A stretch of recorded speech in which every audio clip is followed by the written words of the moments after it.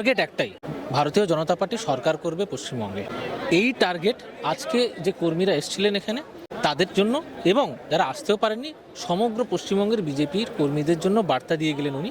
কিন্তু অন্যদিক দিয়ে যদি একবার ভাবেন, সেটা হচ্ছে সাধারণ মানুষ যারা ভোটার তারা কি ভাবছে, তাদের মনের মধ্যে কি চলছে, তারা পরিষ্কার বুঝতে পারছেন যে কেন্দ্র সরকার ফান্ড দিচ্ছে, সেই ফান্ডটাকে চুরি করে নিচ্ছে এই তৃণমূল সরকার।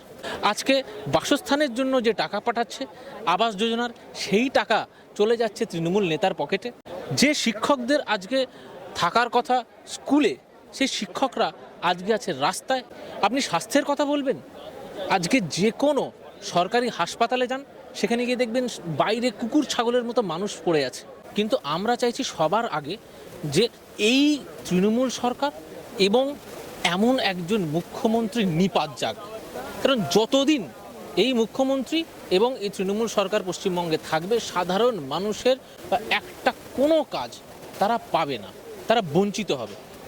এর বাইরে আর কিছু হতে পারে না। তার জন্য একমাত্র বিকল্প হচ্ছে ভারতীয় জনতা পার্টি এবং ভারতীয় জনতা পার্টি সরকার। বাংলা হান্টের আরো খবর দেখতে নজর রাখুন।